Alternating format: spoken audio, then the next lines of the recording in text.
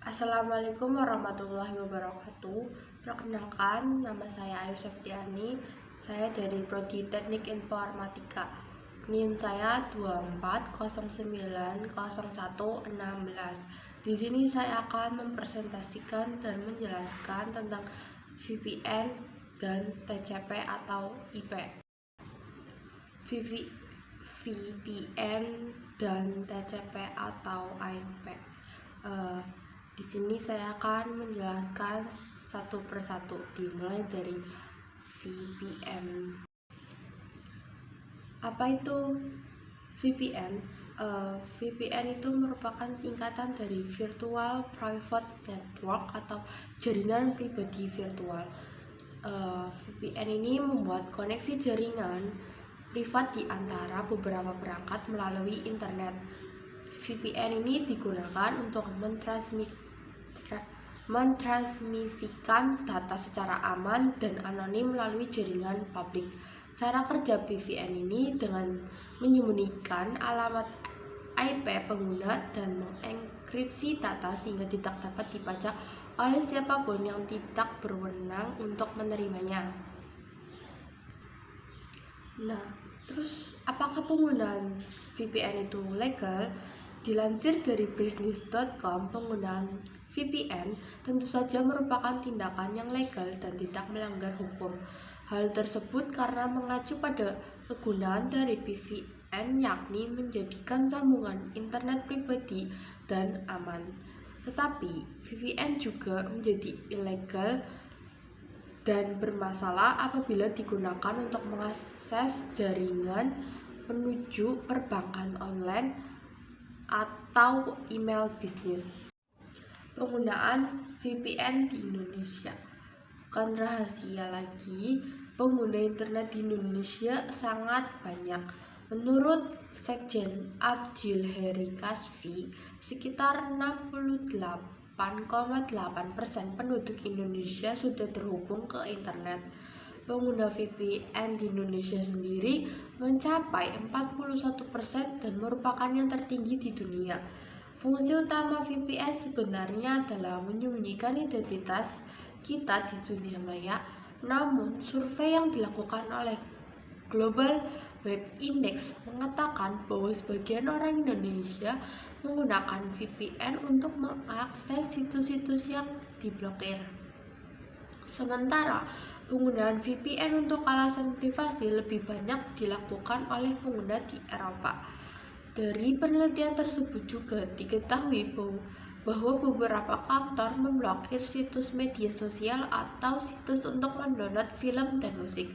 Hal itulah yang mendukung penggunaan VPN di Indonesia sendiri.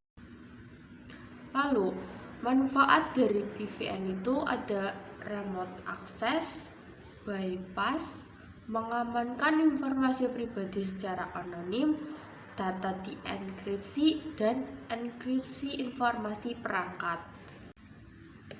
Nah, kelebihan dari penggunaan VPN sendiri yaitu ada satu, data lebih aman dan bersifat rahasia. Yang kedua, identitas IP asli tidak langsung diketahui oleh orang lain. Yang ketiga, dapat mengakses dari lokasi negara yang berbeda sesuai dengan layanan VPN yang dipilih. Yang keempat, dapat mengakses website yang telah diblokir oleh pemerintah atau organisasi lain. Nah, untuk kekurangan dari penggunaan VPN itu ada satu, koneksi internet menjadi lebih lambat. Yang kedua, konfigurasi manual menjadi cukup rumit. Yang ketiga, terdapat batasan terhadap penggunanya. Yang keempat, koneksi internet menjadi tidak stabil. Nah, untuk pembahasan selanjutnya yaitu ada TCP atau IP. Nah, kepanjangan dari TCP atau IP itu adalah Transmission Control Protocol atau Internet Protocol. Nah, TCP atau IP ini merupakan serangkaian aturan atau protokol yang berfungsi menghubungkan perangkat jaringan di internet. TCP atau IP ini digunakan sebagai protokol komunikasi dalam jaringan komputer pribadi, baik itu intranet maupun extranet. Fungsi dari TCP atau IP ini, yang pertama mengirim file atau berkas terenkripsi, yang kedua memungkinkan melakukan fitur name server, yang ketiga meski terkendala jarak, pengguna masih dapat masuk akses dengan cara remote login di komputer lain, dan yang keempat menjalankan perintah massal pada produk yang persis sama di semua perangkat yang terhubung dalam jaringan atau disebut remote execution. Dan yang kelima, menerima atau mengirim computer mailing. Nah, di dalam TCP atau IP ini terdapat lapisan utama atau layar.